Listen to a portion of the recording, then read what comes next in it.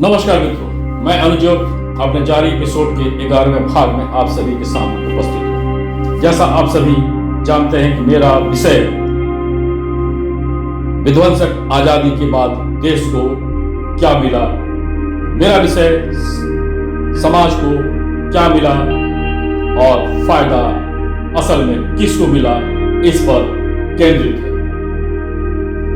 आने वाले वक्त में देश में किस तरह की चर्चा से गरीबी, बेरोजगारी, भ्रष्टाचार, महंगाई कम हो सकती है, ये समझना जानना अति आवश्यक है। इस पर मेरा ये एपिसोड जारी है।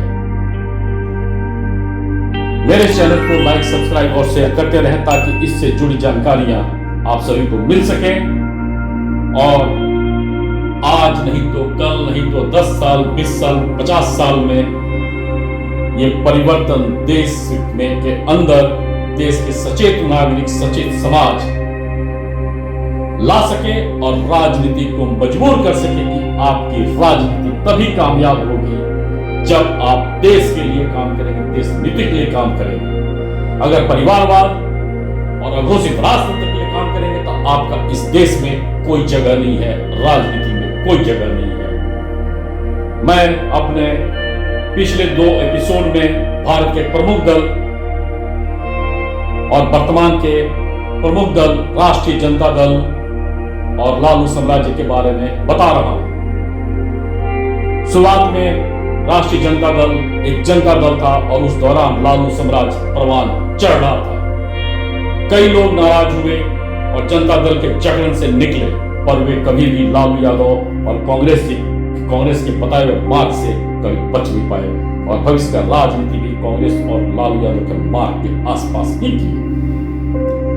इन सब पर भी कभी न कभी मैं कोई एपिसोड बनाऊंगा, क्योंकि इसमें भी कई महत्वपूर्ण नाम शामिल हैं। चारा घोटाले के बाद न्यायालय के फैसले ने श्री लालू यादव जी के रावण जैसे घमंड को तोड़ दिया था और उन्हें जेल जाना पड़ा था, पर खेल यहां बाकी था और परिवारवाद का एक उदाहरण बाकी था और लोकतंत्र का कैसे मजाक उड़ा, ये आप सभी को समझना चाहिए। आज के होनहार युवा पीढ़ी को भी ये सच जानना चाहिए। उस दल में भी कई काबिल और होनहार व्यक्ति मौजूद थे, लेकिन जब लालू यादव जी को जेल जाना पड़ा तो उन्होंने परिवारवाद को आगे बढ़ाते हुए एक रबर स्टाम्प मुख्यमंत्री के रूप में अपनी पत्नी श्रीमती राबड़ी देवी को बिहार का मुख्यमंत्री बना दिया और इसके बाद से ही जनता दल राष्ट्रीय जनता दल में परिवर्तित हुआ। और यह बात सभी को समझना चाहिए कि हर क्षेत्रीय दल का छुपा उद्देश्य उस दल में कार्यरत, उस दल में खून पसीना बहाने वाले कोई भी मेहनती नेता, वक्ता कभी नहीं होते हैं, ना हुए हैं और ना होंगे।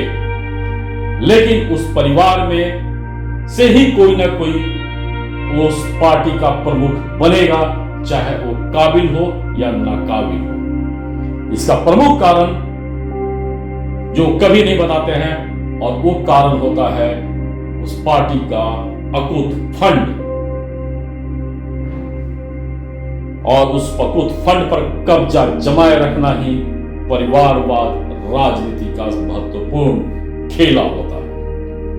आज हर क्षेत्रीय दल के पार्टी फंड यानी जनता के पसीने को निचोड़कर जनता के लिए इकट्ठा किया गया फंड परिवार के भविष्य का स्रोत बनता है, देश और विदेश में बेनामी संपत्ति का भंडार बनाता है, बड़े बड़े लोगों के साथ छुपा हुआ व्यापार और पार्टनरशिप देता है।